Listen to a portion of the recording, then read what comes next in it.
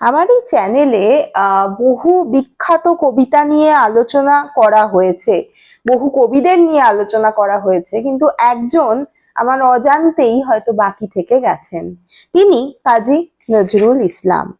আজকে আমরা যে কবিতাটি মূলত আলোচনা করব সেটি ভীষণ পরিচিত একটি কবিতা, বলা যেতে পারে নজরুল ইসলামের সব থেকে পরিচিত কবিতা হলো এটি, যার নাম হলো বিদ্রোহী। কবিতাটি আকারে যেহেতু অনেকখানি বড়, সেই জন্য পুরো কবিতা পাঠ করে তার পংক্তি ধরে ধরে আলোচনা করা হয়তো সম্ভব নয়। তবে আজকে আমি যেভাবে আলোচনা করব সেটা তোমরা যারা মূলত এই বিদ্রোহী কবিতার উপর নোট লিখতে চাও তাদের জন্য খুবই উপযোগী হবে। তোমরা এই ভিডিওটা যদি ফলো করো তাহলে একটি সম্পূর্ণ বিদ্রোহী কবিতা কেন্দ্রিক আলোচনার নোট পেয়ে যাবে এই আজকের পর্বটি থেকে। সেই জন্য পর্বটি শেষ অবধি দেখবার অনুরোধ রইল। এমনিতে কাজী নজরুল ইসলাম সম্পর্কে দু একটা কথা আমি আলাদা করে কি বা বলবো, আমরা সকলেই তাকে চিনি, তার কবিতা সম্পর্কে আমরা বহু ছেলেবেলা থেকেই অবগত। তা সত্ত্বেও কয়েকটি পয়েন্ট আমি বলে দিই, কারণ নজরুল ইসলাম যে সময় যে জাতীয় কবিতা লিখছেন সেটা কিন্তু রবীন্দ্রনাথ থাকাকালীন, এবং এই জাতীয় কবিতা কিন্তু আমরা রবীন্দ্রনাথের হাতে পাইনি।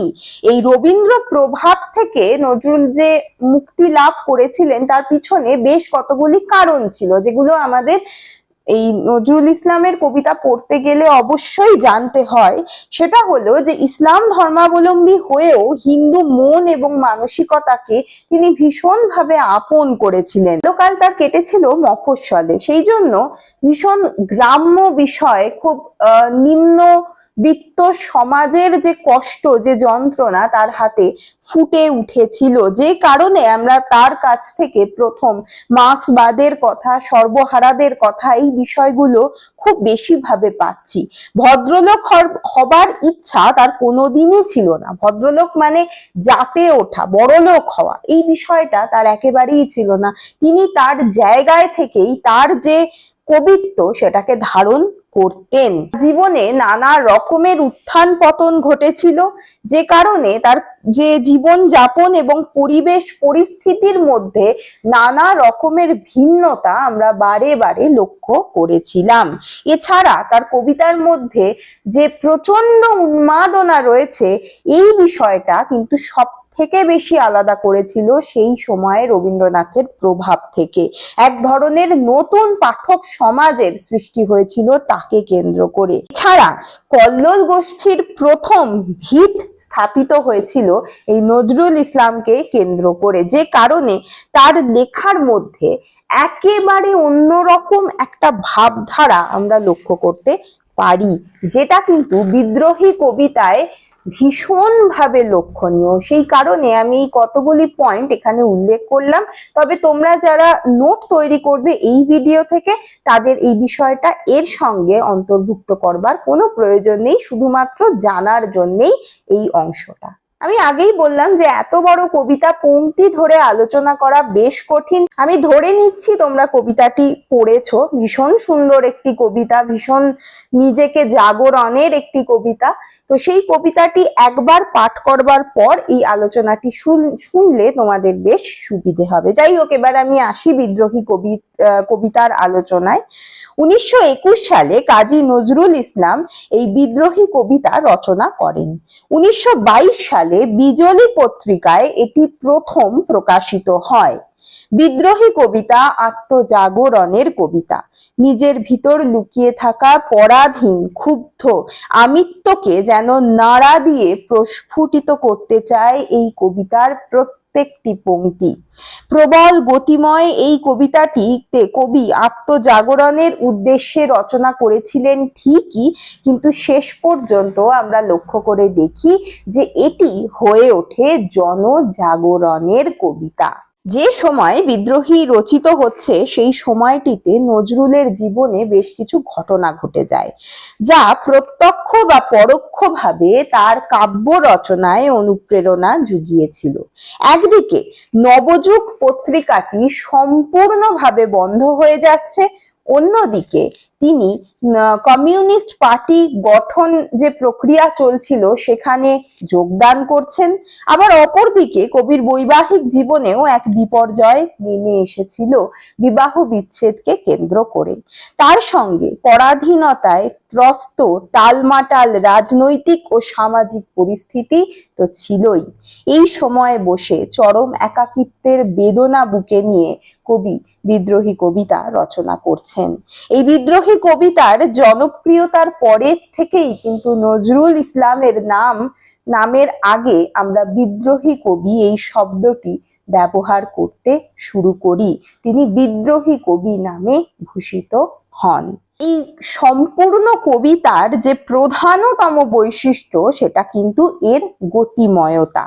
তাছাড়া কবিতায় অসাধারণ সব উপমার ব্যবহার, খারাপ যা কিছু তাকে ধ্বংস করে দেওয়ার এক চরম বাসনা, পুরাণের নবনির্মাণের সঙ্গে কবির গলায় ধ্বনিত হয়েছে ধর্মনিরপেক্ষতা বোধ। এত বড় এই কবিতায় আমি শব্দের ব্যবহার আমরা দেখতে পাই ৯৯ বার।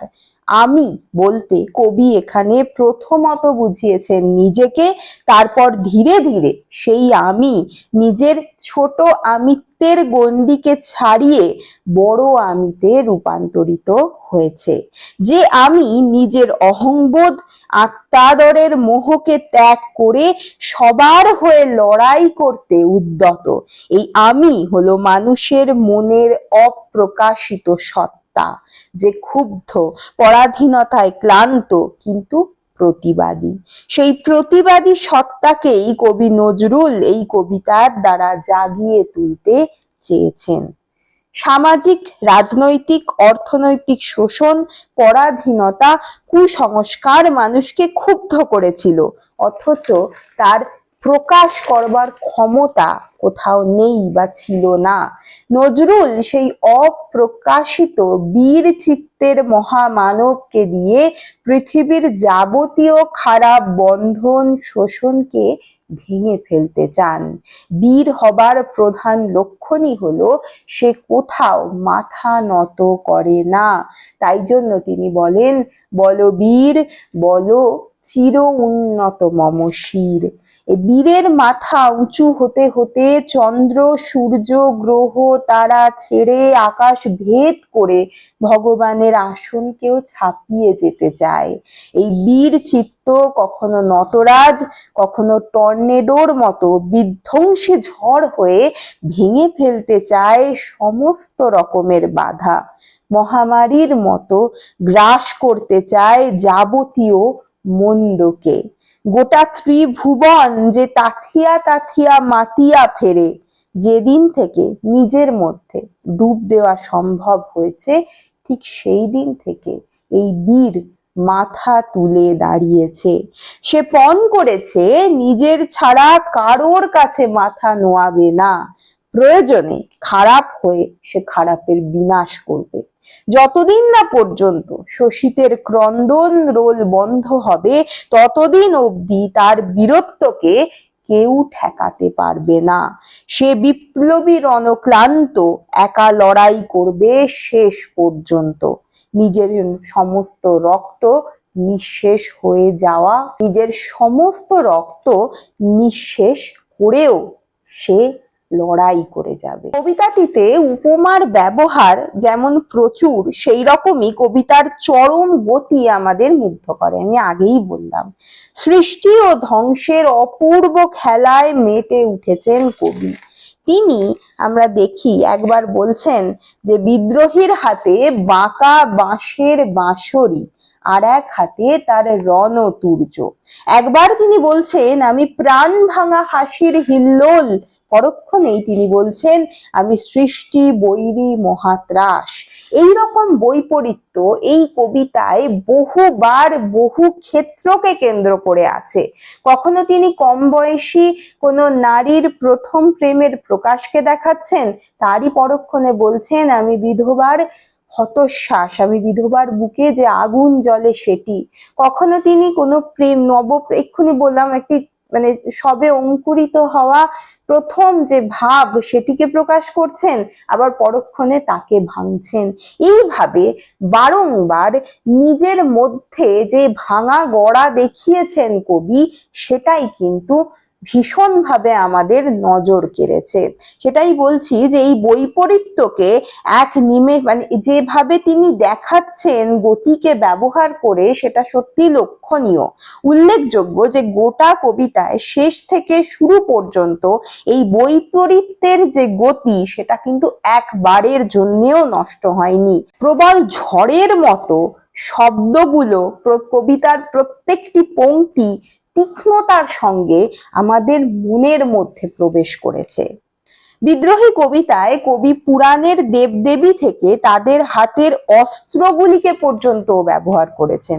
তবে এক্ষেত্রে অভিনবত্ব হলো এই পুরাণের প্রসঙ্গগুলিকে না ভেঙে তাকে সরাসরি যুগের সঙ্গে মিলিয়ে দিয়েছেন তিনি।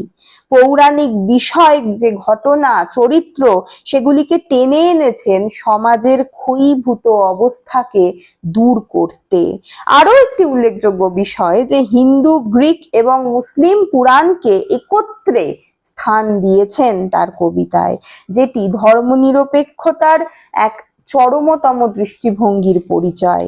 হিন্দু পুরাণের মহাদেব, কৃষ্ণ, ভৃগু, বিষ্ণু, বলরাম প্রমুখ দেবতা বা বাঁশের বাঁশি, রণতুর্য, ডমরুধ্বনি, বাসকী থেকে স্বর্গের ঘোড়া উচ্চৈশ্রবা যেরকম ভাবে স্থান পেয়েছে, অন্যদিকে ইসলাম পুরাণের ইসরাফিলের শৃঙ্গার ধ্বনি, জিব্রাইলের আগুনের পাখা, তেজি বোরবাক নামক মুসলিম পৌরাণিক ঘোড়া থেকে আবিয়া দোখাজের ভয়ঙ্করিত্বের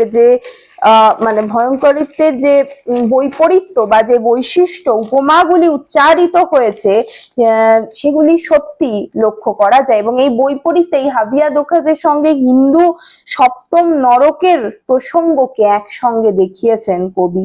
গ্রিক পুরাণের অরফিয়াসের প্রসঙ্গ কিন্তু এই কবিতায় আনা হয়েছে। তাহলে প্রত্যেকটা বেছে বেছে প্রত্যেকটি বিষয় থেকে সেইগুলিকে সরাসরি কবিতার মধ্যে প্রয়োগ করে অবস্থানকে বোঝাচ্ছেন কিন্তু কবি নজরুল ইসলাম। যে সময়ে নজরুল কবিতাটি লিখছেন, সেই সময় মুসলিমদের জনজাগরণের প্রয়োজন অনুভূত হয়েছিল। তিনি অসাম্প্রদায়িকভাবে সেই নবজাগরণ ঘটাতে উৎসাহী ছিলেন। সে সময় প্রায় কেউই এই অসাম্প্রদায়িক মনোভাবকে সঠিকভাবে গ্রহণ করেনি, যে কারণে তার মধ্যে জন্মেছিল এক রকমের একাত্মতা বোধ এবং ক্ষোভ।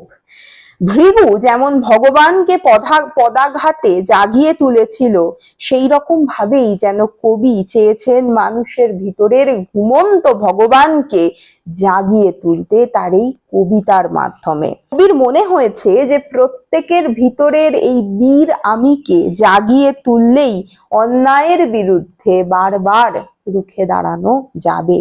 সংগঠিত বিদ্রোহ করতে গেলেও প্রথমে ভেতরের বিদ্রোহীকে জাগিয়ে তুলতে হবে। তাই জন্য তিনি বলেন, আমি বিশ্ব ছাড়াই উঠিয়াছি একা চির উন্নত শির। এইভাবেই বিদ্রোহী কবিতাটি বীরত্ব এবং জনজাগরণের কবিতা হয়ে দাঁড়িয়েছে। আরো একটি জিনিস উল্লেখযোগ্য যে কবি বলছেন যে কতদিন পর্যন্ত তার ভেতরকার এই বিদ্রোহী সত্তা জেগে থাকবে, যতদিন না পর্যন্ত আমাদের পৃথিবী থেকে খারাপ বিষয়টিকে দূরীভূত করা যাচ্ছে, ততদিন পর্যন্ত মহাবিদ্রোহীর অনক্লান্ত আমি সেই দিন হব শান্ত, যবে উৎপীড়িতের ক্রন্দন রোল আকাশে বাতাসে ধ্বনিবে না, অত্যাচারীর খড়গ কৃপান ভীম রণভূমে রণিবে না, বিদ্রোহীর অনক্লান্ত আমি সেই দিন হব শান্ত। মানে এই যে ভেতর থেকে একটা আত্মজাগরণের বিষয়, এই জিনিসটা নজরুল কি সুন্দরভাবে ব্যাখ্যা করেছেন এই কবিতায়। সত্যি মানে কবিতাটা পড়লে ভেতর থেকে সত্যি সত্যিই আত্মজাগরণ নিজের মধ্যে ঘটে থাকে। এবং আরো একটি বিষয় এক্ষেত্রে উল্লেখযোগ্য, আমাদের উপনিষদে কিন্তু সো অহম তত্ত্ব রয়েছে, যেখানে বলা হচ্ছে যে আমি সমস্ত কিছু, আমি অত্যাচার করি, আমি আবার সেটাকে ঠান্ডা করতে পারি, আমি ভাঙি, আমি গড়ি, এই প্রত্যেকটা আমি আমাদের মধ্যেই অবস্থান করে এবং সেই কারাগারকে ভেঙে আমাকেই বেরিয়ে আসতে হবে। এটা ভীষণ বড় একটি দর্শনের কথা। সেই দর্শনেরও খানিকটা প্রভাব আমরা এই কবিতার মধ্যে অবশ্যই পাচ্ছি। এবং কবিতার নাম বিদ্রোহী কেন, সে তো আমি আলোচনাতেই বলে দিলাম যে এই কবিতাটি বিদ্রোহের কবিতা, নিজের সঙ্গে নিজের বিদ্রোহের কবিতা। আমি জেগে উঠলে তবেই আমরা জেগে উঠতে পারবো। কোনোদিন আমার ইচ্ছা আছে এই কবিতার পংক্তি ধরে আলোচনা করার, কারণ ভেতরে এত সুন্দর সুন্দর উপমা রয়েছে যেগুলি সত্যি আমাদের একটু জানা উচিত। যাই হোক, আজকে এই পর্ব কেমন লাগলো অবশ্যই কমেন্ট করে জানাবেন। অন্য কিছু বিষয়ে জানতে হলে সেটাও কমেন্ট করতে পারেন আমাকে। ভালো লাগলে একটা লাইক করে দেবেন, আর উৎসাহিত করতে সাবস্ক্রাইব করতে ভুলবেন না। আজ এই পর্যন্তই, ধন্যবাদ।